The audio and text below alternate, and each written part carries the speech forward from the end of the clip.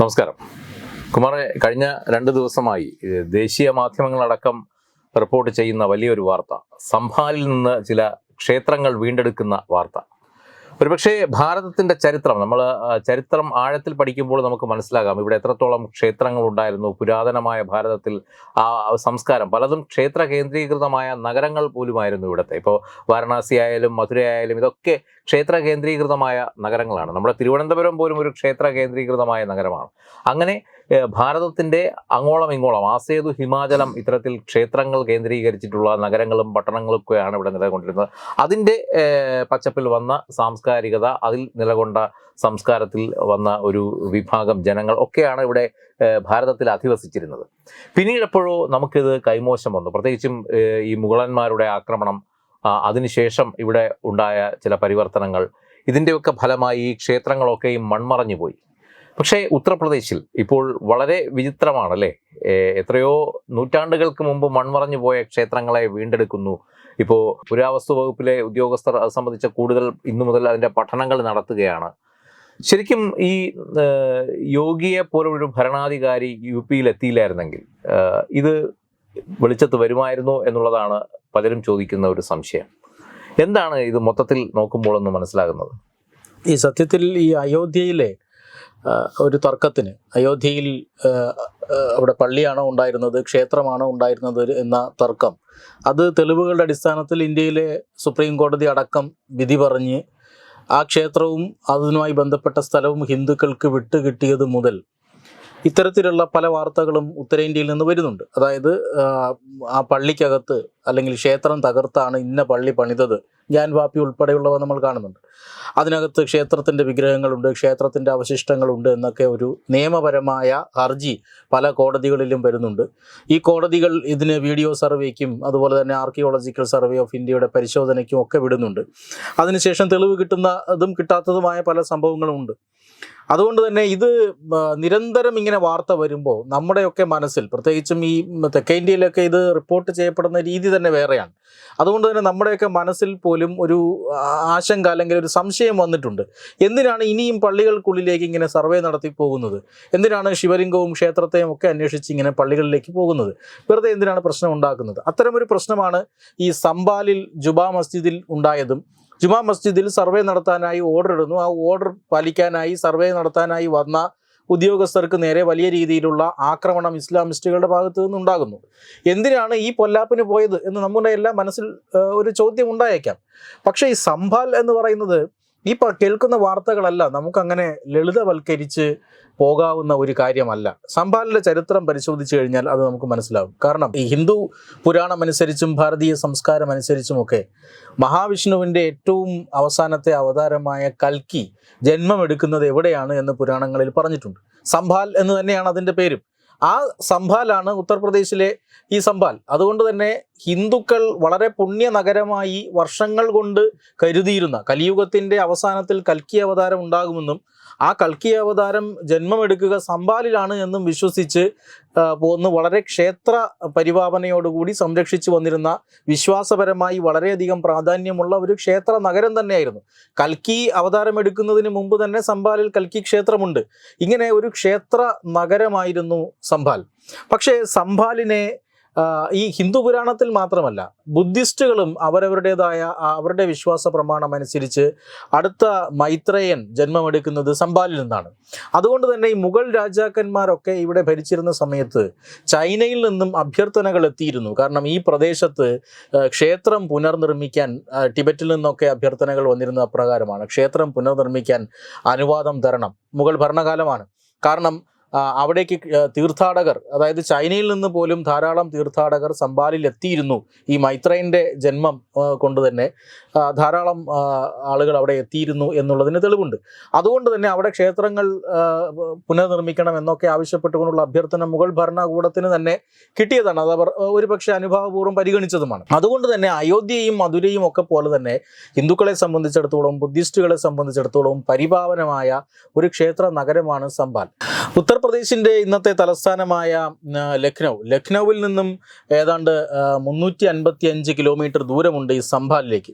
അതേസമയം ദില്ലിയിൽ നിന്ന് 158 കിലോമീറ്റർ ദൂരം മാത്രമേ ഉള്ളൂ. അതുകൊണ്ട് തന്നെ ദില്ലിയോട് ചേർന്ന് കിടക്കുന്ന ഇന്നത്തെ ഉത്തർപ്രദേശിൻ്റെ ഒരു നഗരമാണ് ഈ സംഭാൽ എന്ന് പറയുന്നത്. അതുകൊണ്ട് തന്നെ മുഗൾ ഭരണകാലത്ത് ദില്ലി ആസ്ഥാനമാക്കി ഭരിച്ച പല രാജവംശങ്ങളും ഈ സംഭാലിനെ തലസ്ഥാനമാക്കിയിരുന്നു. പക്ഷേ ചില രാജാക്കന്മാർ അതിനെ ഉപേക്ഷിച്ച് ഷാജഹാൻ്റെ ഒക്കെ കാലശേഷം സംഭാലിനെ പാടെ അവഗണിക്കുകയും പിന്നീട് ആ തലസ്ഥാനം മാറ്റുകയും ഒക്കെ ചെയ്തത് ചരിത്രത്തിലുണ്ട്. യഥാർത്ഥത്തിൽ മുഗൾ ഭരണ കാലഘട്ടം മുതലാണ് സംഭാലിന്മേൽ, അതായത് അന്നത്തെ വിശ്വാസം അനുസരിച്ച് കൽക്കി എന്ന ഒരു അവതാരം വരുമല്ലോ, ഹിന്ദുക്കൾക്കെതിരെ പ്രവർത്തിക്കുന്ന മുഗൾ രാജാക്കന്മാർക്ക് പോലും അങ്ങനെ ഒരു ഭയമുണ്ടായിരുന്നു. തങ്ങൾ അവർക്കെതിരെ പ്രയോഗിക്കുന്നുണ്ട്, അവരുടെ ദൈവം ഇനി വരാനിരിക്കുന്നു എന്നതുകൊണ്ട് തന്നെ ഈ വിശ്വാസത്തെ ഇല്ലാതാക്കാൻ അവർ ശ്രമിച്ചിരുന്നു എന്ന് വേണം കരുതാൻ. അങ്ങനെ സംഭാലിനെ അവർ നശിപ്പിച്ചുകൊണ്ടേയിരുന്നു, അവിടുത്തെ ഹിന്ദുക്കളെ ആക്രമിച്ചുകൊണ്ടേയിരുന്നു, അവിടുത്തെ മുസ്ലിങ്ങളായി മതപരിവർത്തനം ചെയ്യിച്ചുകൊണ്ടേയിരുന്നു. കാലക്രമേണ മൺമറഞ്ഞു പോയ ഒരു സംസ്കാരം. കാലക്രമേണ അതെ. 1947 കണക്ക് വെച്ച് നോക്കിയാലും 45% ഹിന്ദുക്കളായിരുന്നു. മുസ്ലിം ഭൂരിപക്ഷം ആയിരുന്നു അപ്പോഴും. സംഭാലിൽ 55% മുസ്ലിങ്ങളും. മുഗൾ ഭരണകാലത്ത് കാണുന്ന ഈ ജനസംഖ്യ അനുപാതത്തിൽ വലിയ മാറ്റം വരുന്നത്. 55% മുസ്ലിങ്ങളുണ്ടായിരുന്നു. പക്ഷേ ഏറ്റവും ഒടുവിലായി 2011 കണക്കനുസരിച്ച് 77% മുസ്ലിങ്ങളാണ്. 20% മാത്രമേ ഹിന്ദുക്കൾ അവിടെ ഉള്ളൂ. അതും ഔദ്യോഗികമായ കണക്കാണ്. ഇപ്പോൾ 2011 സെൻസസ് കഴിഞ്ഞിട്ട് വർഷങ്ങളായി. ഇപ്പോൾ ഏതാണ്ട് 80%-ലേറെ മുസ്ലിങ്ങളും 15%-ന് താഴെ മാത്രമാണ് ഹിന്ദുക്കളും എന്നാണ് പറയപ്പെടുന്നത്. ആ രീതിയിലേക്ക് സംഭാലിലെ ജനസംഖ്യ പരിവർത്തനം. അല്ല, നമുക്കറിയാം ഭാരതം കുറേ നാൾ ഇവിടെ ഭരിച്ചു മുടിച്ചത് കോൺഗ്രസ് ആണ്. അപ്പോൾ ഈ കോൺഗ്രസിൻ്റെ പലവേഗമായ പരിവർത്തനങ്ങൾ ഭാരതത്തിലുടനീളം ഉണ്ടായിട്ടുണ്ട്. അതിലെ ഏറ്റവും വലിയ ഒരു കാര്യമാണ് നമ്മൾ ബോധപൂർവം വിസ്മരിച്ചു പോയ ഭാരതത്തിൻ്റെ മറ്റൊരു പേര് ഹിന്ദുസ്ഥാൻ. അതെ, ഹിന്ദുസ്ഥാൻ എന്ന് പറയുന്നത് വെറുതെ ആയിരുന്നില്ല അക്കാലത്ത് പറഞ്ഞുകൊണ്ടിരുന്നത്. കാര്യം മറ്റ് രാജ്യങ്ങൾ, വിദേശ രാജ്യങ്ങൾ ഭാരതത്തിനെ പറഞ്ഞുകൊണ്ടിരുന്ന പേരാണ് ഹിന്ദുസ്ഥാൻ. അത് ഹിന്ദുക്കളുടെ സ്ഥാനമാണ് എന്നുള്ളത് കൊണ്ട് തന്നെയാണ് ആ ഒരു വെളിപ്പേരിൽ ഭാരതം അറിയപ്പെട്ടിരുന്നത്. ഇവിടെ മാറി മാറി നെഹ്റു മുതൽ ഇങ്ങോട്ട് വന്ന ഓരോ കോൺഗ്രസ്സുകാരുമാണ് സൗകര്യപൂർവ്വം ഈ ഹിന്ദുസ്ഥാനെ മാറ്റി അവർ ഇന്ത്യ എന്നുള്ള പദം കൃത്യമായി ഉപയോഗിക്കുകയും ഹിന്ദുസ്ഥാനെ ബോധപൂർവം വിസ്മൃതിയിലാക്കുകയും ചെയ്തത്. അത് ഈ ഒരു അവസരത്തിൽ വളരെയധികം പ്രാധാന്യമുള്ളൊരു കാര്യമാണ്. എങ്ങനെയാണ് ഹിന്ദുസ്ഥാനം ഇല്ലാതായത് എന്നുള്ളതിൻ്റെ തെളിവാണ് ഈ സംഭാൽ ഉൾപ്പെടെയുള്ള സ്ഥലങ്ങൾ വിവരിക്കുന്നത്. അതെ അല്ലേ? കശ്മീർ എങ്ങനെയാണോ മുസ്ലിം ഭൂരിപക്ഷമായത് അതേ രീതിയിൽ കശ്മീർ ഏറ്റവും ഒടുവിലായി എന്ന് പറയാം. പക്ഷെ സംഭാൽ അതിനു മുമ്പ് തന്നെ ഈ രീതിയിലുള്ള ആക്രമണങ്ങൾക്ക് ഇരയാവുകയും മുസ്ലിം ഭൂരിപക്ഷ പ്രദേശമായി തീരുകയും ചെയ്തു. അതുകൊണ്ട് ഈ പേര് മാറ്റി കളഞ്ഞത് കൊണ്ട് തീർന്നില്ല അവരുടെ വൃത്തികെട്ട പ്രവൃത്തി. അതായത് ഇവിടുത്തെ കുട്ടികൾ പഠിക്കുന്ന സിലബസിൽ പോലും മുഗൾ ഭരണത്തെ പുകഴ്ത്തിയും ഈ സംസ്കാരങ്ങളെ ഇകഴ്ത്തിയും ഈ പറഞ്ഞ സംഭാലിനെ കുറിച്ചൊന്നും ഒരു ചരിത്ര പുസ്തകത്തിൽ പോലും പ്രതിപാദ്യം പോലും ഉണ്ടാകില്ല. ശരിക്കും ഇതൊക്കെയാണ് ഭാരതീയ ചരിത്രത്തിൽ ഇന്ത്യയിലെ കുട്ടികൾ പഠിക്കുന്ന ചരിത്രത്തിൽ ഉൾപ്പെടുത്തേണ്ട അധ്യായങ്ങൾ. ഇതൊക്കെയാണ്. സംഭാൽ ഒരു വലിയ അധ്യായമാണ്. അയോധ്യ വലിയൊരു അധ്യായമാണ്. തീർച്ചയായും ആ അധ്യായത്തെയാണ് ഒരു വർഗീയ ലഹളയുടെ കേന്ദ്രമാക്കി, അതൊരു വർഗീയ ലഹളയാണ് എന്ന രീതിയിലാണ് ചിത്രീകരിക്കുന്നത്. സത്യത്തിൽ ഏറ്റവും ഒടുവിലായി നടന്ന ഈ അനിഷ്ട സംഭവങ്ങൾക്ക് തൊട്ട് മുമ്പ് നമ്മൾ ഒരു കലാപത്തെ കൂടി നമ്മൾ കാണണം. അതായത് സ്വാതന്ത്ര്യത്തിന് ശേഷം കലാപങ്ങളുടെ നാട് എന്നറിയപ്പെട്ട ഒരു നശിച്ച ഭൂമിയായി മാറി സംഭാൽ. ഓരോ വർഷവും നിരവധി കലാപങ്ങൾ ഉണ്ടായിക്കൊണ്ടേയിരുന്നു. ഹിന്ദുക്കളെ അവിടെ നിന്ന് ആട്ടിപ്പായിക്കാനും അവിടെ ഒരു ക്ലീൻസിങ് നടത്താനും ഈ കലാപങ്ങളെ ഇവർ ഇസ്ലാമിസ്റ്റുകൾ എന്താക്കി ഒരു ആയുധമാക്കി മാറ്റുകയായിരുന്നു. ഇന്നിപ്പോൾ ബംഗ്ലാദേശിലും മറ്റും നടക്കുന്നത് പോലെ വർഷാവർഷം ഹിന്ദുക്കളുടെ വീടുകൾ ആക്രമിക്കുക, അവരുടെ വ്യാപാരശാലകൾക്ക് തീയിടുക, അവരുടെ ക്ഷേത്രങ്ങൾ ഇതുപോലെ ഡിസപ്പിയർ ആവുകയാണ്. ക്ഷേത്രങ്ങൾ ആക്രമിച്ച് തകർത്ത് കളയുകയാണ്. കഴിഞ്ഞ ദിവസം അവിടുത്തെ ഒരു ക്ഷേത്രകുളത്തിൽ നിന്ന് നിരവധി വിഗ്രഹങ്ങളാണ് കണ്ടുകിട്ടിയത്. അതായത് ആ ക്ഷേത്ര നഗരത്തിലെ ക്ഷേത്രങ്ങളെല്ലാം തല്ലി തകർത്ത ശേഷം വിഗ്രഹങ്ങളെടുത്ത് കുളത്തിലേക്ക് എറിയുകയാണ് ചെയ്തത്. ഇങ്ങനെയുള്ള കലാപങ്ങളിലൂടെയാണ് ഈ ഹിന്ദു ജനസംഖ്യ 45% നിന്നും ഇന്ന് 15% താഴേക്ക് കൊണ്ടുവന്നത്. ഇത് മുഗൾ ഭരണകാലഘട്ടത്തിലൊന്നുമല്ല, ഇത് സ്വതന്ത്ര ഭാരതത്തിൽ നടന്നതാണ്. ഏറ്റവും വലിയ വർഗീയ ലഹള നടന്നത് 1978 ഏകപക്ഷീയമായ ആക്രമണം ഹിന്ദുക്കൾ താമസിക്കുന്ന മേഖലകളിലേക്ക് നടന്നിട്ടുണ്ട് എന്ന് ആ വർഗീയ ലഹളയുടെ ചരിത്രം പരിശോധിച്ചാൽ നമുക്ക് മനസ്സിലാകും. ഹിന്ദുക്കളെ താമസിക്കുന്ന ഒരു ഭാഗത്തേക്ക് അവർ ഒതുക്കിയതിനു ശേഷം ആ ഭാഗത്തേക്ക് നിരന്തരമായി ലഹളകളും അക്രമങ്ങളും നടത്തുകയാണ്. 100 കണക്കിന് ആളുകൾ ഉത്തർപ്രദേശിൻ്റെ മറ്റു ഭാഗങ്ങളിലേക്ക് സമാധാനം കാക്ഷിച്ച് എങ്ങനെയെങ്കിലും പണി ചെയ്ത് പട്ടിണി കിടന്നിട്ടായാൽ പോലും സമാധാനത്തോടു കൂടി അന്തി ഉറങ്ങാമല്ലോ, അല്ലെങ്കിൽ കടത്തിണ്ണയിൽ കിടന്നിട്ടാണെങ്കിലും സമാധാനത്തോടു കൂടി അന്തി ഉറങ്ങാമല്ലോ എന്ന ഒരു ചിന്തയോടുകൂടി ഈ സംബാൽ എന്ന ക്ഷേത്ര നഗരം ഉപേക്ഷിച്ച് പലായനം ചെയ്ത് നൂറുകണക്കിന് ഹിന്ദു കുടുംബങ്ങളാണ്. ഇങ്ങനെയാണ് ഈ ജനസംഖ്യ ഇവർ ഇങ്ങ് താഴേക്ക് കൊണ്ടുവന്നത്. ഇത് ഈ മാഫിയ രാജ് കൊടുമ്പിരി കൊണ്ടിരിക്കുന്ന സമയത്തൊക്കെ ഈ തരത്തിൽ വലിയൊരു രീതിയിൽ ഈ 1978 മുസ്ലിങ്ങളുടെ പോപ്പുലേഷൻ അവിടെ വളരെയധികം ശക്തി പ്രാപിക്കുകയും ഈ പ്രദേശങ്ങളെ ഒരു മാഫിയ കേന്ദ്രമാക്കി മാറ്റുകയും ചെയ്തു. അതായത് നിയമ സംവിധാനത്തിന് കടന്നു ചെല്ലാൻ പറ്റാത്ത ഒരു മേഖലയായിരുന്നു ഇന്നലെ വരെ സംഭാൽ എന്ന് പറയേണ്ടി വരും. ഉത്തർപ്രദേശിൽ യോഗി ആദിത്യനാഥ് ഭരണത്തിലെത്തിയിട്ട് ഇത്രയും വർഷങ്ങളായി, എന്നിട്ട് പോലും UP പോലീസിന് അവിടേക്ക് ഈ ഇസ്ലാമിസ്റ്റുകളുടെ അനുവാദമില്ലാതെ അകത്ത് കടക്കാനാവില്ല. അവിടെ എന്താണ് നടക്കുന്നത്? ക്ഷേത്രം കണ്ടെത്തിയെന്ന് പറഞ്ഞാൽ അത് മൈക്രോസ്കോപ്പ് വെച്ച് കണ്ടെത്തിയതൊന്നുമല്ല. അവിടെ ക്ഷേത്രം ഉണ്ടായിരുന്നു, അവിടെ അതുണ്ട് എന്ന് പുറത്താർക്കും അറിയില്ല, പുറം ലോകത്തിനറിയില്ല. കാരണം അകത്തേക്ക് മറ്റാർക്കും പ്രവേശനമില്ലായിരുന്നു. സംഭാലിൽ പ്രവേശിപ്പിക്കില്ലായിരുന്നു. ഒരു മീറ്റർ റീഡിംഗ് എടുക്കാൻ പോലും അവിടുത്തെ ഉദ്യോഗസ്ഥരെ അകത്തേക്ക് പ്രവേശിപ്പിക്കില്ല.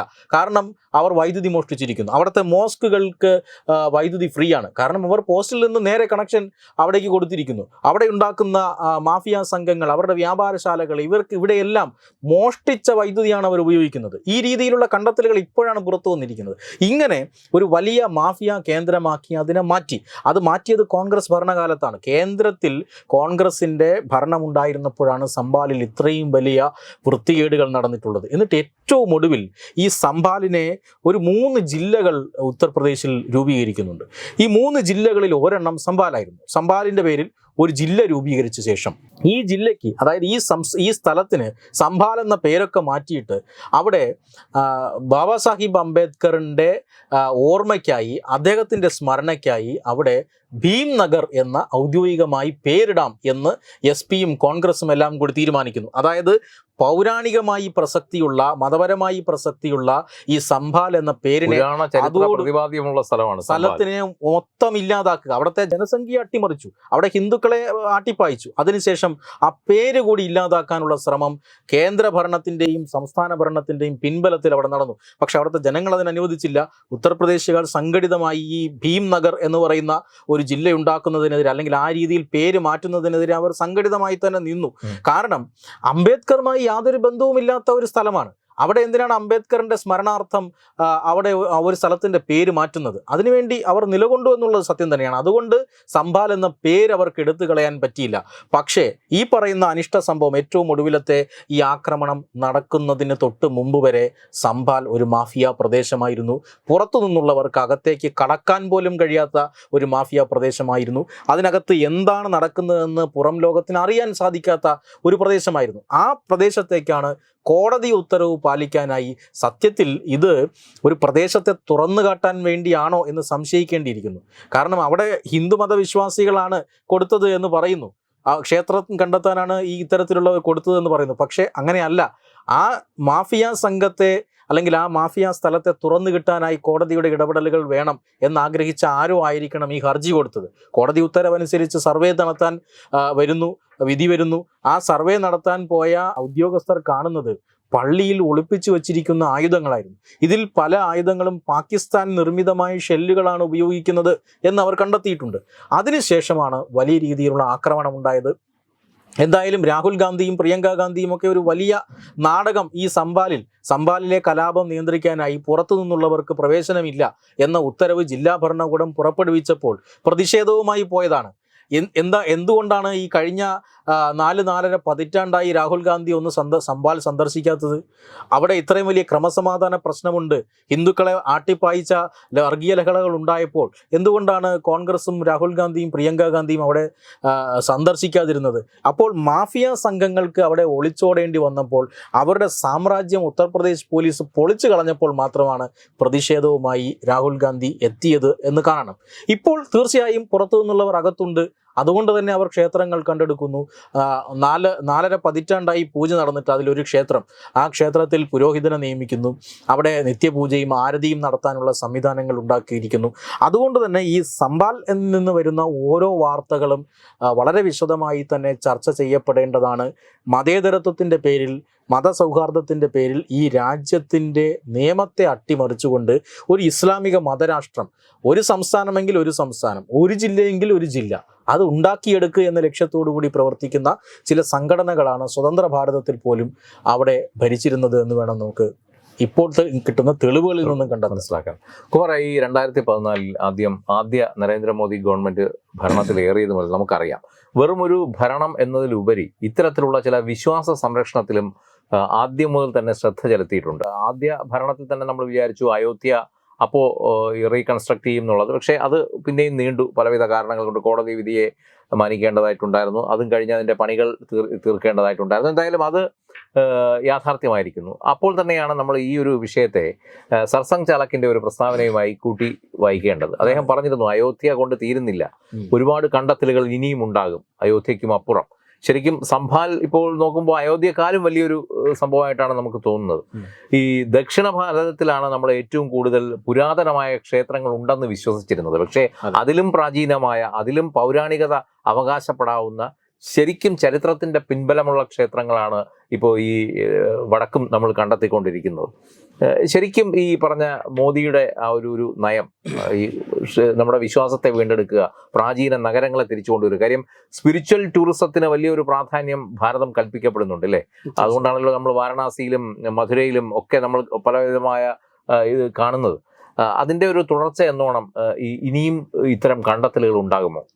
അല്ല, ഈ കണ്ടെത്തലുകൾ ഒരിക്കലും BJPയുടെയോ RSSന്റെയോ നയമാക്കി നമുക്ക് കാണാൻ കഴിയില്ല. കാരണം അദ്ദേഹം ഈ കഴിഞ്ഞ ദിവസവും സർസംഘചാലക് പറഞ്ഞു, ഇനി പള്ളികളിൽ വിഗ്രഹങ്ങൾ തേടി പോകേണ്ടതില്ല. കാരണം നമുക്കറിയാം എന്താണ് അവിടെ സംഭവിച്ചത് ആ കാലഘട്ടത്തിലെന്ന്. അയോധ്യ ഹിന്ദുക്കൾക്ക് നൽകാൻ ബ്രിട്ടീഷ് ഭരണകാലത്ത് തന്നെ തീരുമാനമായതാണ്. പക്ഷെ അതിനുശേഷം ഉണ്ടായ ചില രാഷ്ട്രീയ കളികളാണ് ഇത്രയും കാലം അത് നീട്ടിയത്.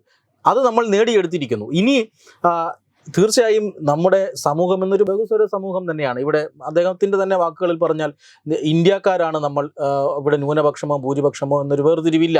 അത് വെറുതെ ഉണ്ടാക്കിയെടുക്കുന്നതാണ്. കാരണം നിയമപരമായോ അല്ലെങ്കിൽ മറ്റേതെങ്കിലും രീതിയിലോ അങ്ങനെ രണ്ട് വർഗ്ഗങ്ങൾ ഇവിടെ ഇല്ല. പക്ഷേ BJPയുടെയും ഒരു നയം ഇതല്ല. പക്ഷെ പ്രാദേശികമായി ഇത്തരം സംഭവങ്ങൾ, ഇപ്പോൾ സംഭാലിൻ്റെ ഈ ഒരു വിഷയം വന്നു കഴിഞ്ഞാൽ നമ്മൾ ആരോടൊപ്പം നിൽക്കും എന്നൊരു വിഷയം, അത് ഹിന്ദു സംഘടനകളെ സംബന്ധിച്ചിടത്തോളവും BJPയെ സംബന്ധിച്ചിടത്തോളവും ഉണ്ട്. ഇതേ വിഷയം തന്നെയാണ് ഗ്യാൻവാപ്പിയിൽ ഉണ്ടായത്. ഗ്യാൻവാപ്പിയിൽ വർഷങ്ങളായി ഈ പ്രശ്നമുണ്ട്. ഇവർ നിയമസഹായം തേടുന്നു. ഇവർ നേരെ പോയി അടിച്ചു പൊട്ടിക്കുകയോ അവിടെ ലഹളയുണ്ടാക്കുകയോ അല്ല ചെയ്യുന്നത്. ഇവർ തെളിവുകളുടെ അടിസ്ഥാനത്തിൽ, തെളിവുകൾ കയ്യിലുള്ളവർ, രേഖകൾ കയ്യിലുള്ളവർ നിയമത്തിൻ്റെ സഹായം നേടുന്നു. നാട്ടിൽ നിലവിലുള്ള നിയമം അനുസരിച്ചിട്ടാണ് പരിഹാരങ്ങൾ ഉണ്ടാകുന്നത്. അപ്പോൾ അതുകൊണ്ട് അതിനെ ഒരു വലിയ പ്രശ്നമാക്കിയാലോ, ക്രമസമാധാന പ്രശ്നമാക്കിയോ, മതസൗഹാർദ്ദം തകർക്കുന്ന വിഷയമാക്കിയോ നമ്മൾ എടുക്കേണ്ടതില്ല.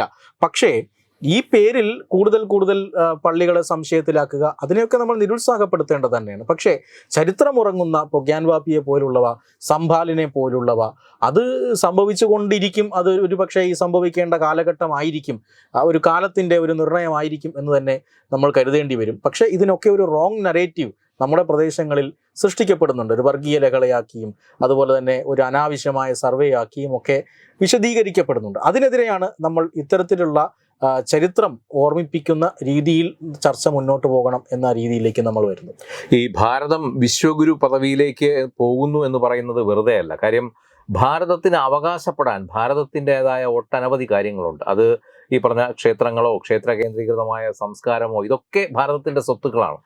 ഇത്തരത്തിലുള്ള അതായത് ഒരു കാലത്ത് മൺമറഞ്ഞു പോയവ തിരിച്ചു കിട്ടുമ്പോൾ അതൊക്കെ നമ്മുടെ ഒരു സ്വത്ത് വീണ്ടെടുക്കൽ കൂടിയാണ്. അത് ഈ ഭാരതത്തിൻ്റെ വിശ്വഗുരു പദവിയിലേക്കുള്ള ആ ഒരു യാത്രയെ ഒന്നുകൂടി ഊർജ്ജസ്വലപ്പെടുത്തുകയാണ് അല്ലേ? തീർച്ചയായും. കാരണം നമ്മുടെ മറ്റ് രാജ്യങ്ങളിൽ നിന്ന് വ്യത്യസ്തമായി ഇപ്പോൾ ബ്രിട്ടനെ പോലുള്ള രാജ്യങ്ങൾ, വ്യവസായവൽകൃതമായ രാജ്യങ്ങൾ പരിശോധിച്ചു കഴിഞ്ഞാൽ അവിടെ നിലനിൽക്കുന്ന വ്യവസായത്തിൻ്റെ അടിസ്ഥാനത്തിൽ, സാമ്പത്തികമായ ക്രയവിക്രയങ്ങളുടെയൊക്കെ അടിസ്ഥാനത്തിലാണ് നഗരങ്ങൾ രൂപപ്പെടുന്നത്. ഏറ്റവും വലിയ വ്യവസായശാലയെ ചുറ്റിപ്പറ്റിയായിരിക്കും ഏറ്റവും വലിയ നഗരം ഉണ്ടാവുന്നത്. പക്ഷേ ഇന്ത്യയെ സംബന്ധിച്ചിടത്തോളം, അത് എല്ലാ രാജ്യങ്ങളും അങ്ങനെയല്ല, ഇന്ത്യയെ സംബന്ധിച്ചിടത്തോളം ആണെങ്കിൽ അങ്ങനെയല്ല. ക്ഷേത്ര നഗരങ്ങളായിരുന്നു. അയോധ്യ നഗരമായിരുന്നു, മധുരാപുരി നഗരമായിരുന്നു. ഇങ്ങനെ വാരണാസി. പല പല നഗരങ്ങൾ രൂപപ്പെട്ടു വരുന്നത് ക്ഷേത്രങ്ങൾ അടിസ്ഥാനപ്പെടുത്തിയാണ്. അപ്പോൾ ഈ ഒരു പുതിയ കാലഘട്ടത്തിൽ ക്ഷേത്രങ്ങൾ അടിസ്ഥാനപ്പെടുത്തി നഗരം പരിപാലിക്കുക എന്നുള്ളത് പ്രായോഗികമായി ബുദ്ധിമുട്ടുണ്ട്. പക്ഷേ ടൂറിസം രംഗത്ത് ആ ഒരു സാംസ്കാരിക തനിമ ഉപയോഗിക്കാൻ സാധിക്കും. ആ ഒരു ആധുനിക ചിന്താഗതിയാണ് ഒരുപക്ഷെ നരേന്ദ്രമോദി സർക്കാരിന്റെ ഈ ക്ഷേത്ര കേന്ദ്രീകൃതമായ ടൂറിസം, വിനോദസഞ്ചാരം എന്ന നിലയിലേക്ക്, സ്പിരിച്വൽ ടൂറിസം എന്ന നിലയിലേക്ക്, ക്ഷേത്രം എന്നതിലുപരി നമ്മുടെ സംസ്കാര കേന്ദ്രമായ ടൂറിസം എന്ന നിലയിലേക്ക് പുതിയൊരു ദിശാമാറ്റം ഉണ്ടാകുന്നത്. ആ ദിശാമാറ്റം ഫലപ്രാപ്തിയിലെത്തുന്നു എന്ന് തന്നെയാണ് നമ്മുടെ ഈ ടൂറിസം രംഗത്തെ ഏതാണ്ട് ഒരു 10 പതിറ്റാണ്ട് കാലത്തെ ഒരു പ്രവർത്തനം പരിശോധിച്ചാൽ നമുക്ക് മനസ്സിലാവുക. നമസ്കാരം. Powered by Jyotis. Realizing your dream home. Our ongoing luxury apartments projects are Crown near Karivattam, The Square near UST Global, White Manor near Attigal Ambalathara, and Evergreens Luxury Villas near Tirumala. Call 90482 55599. Jyotis Building Promoters Private Limited, Thiruvananthapuram.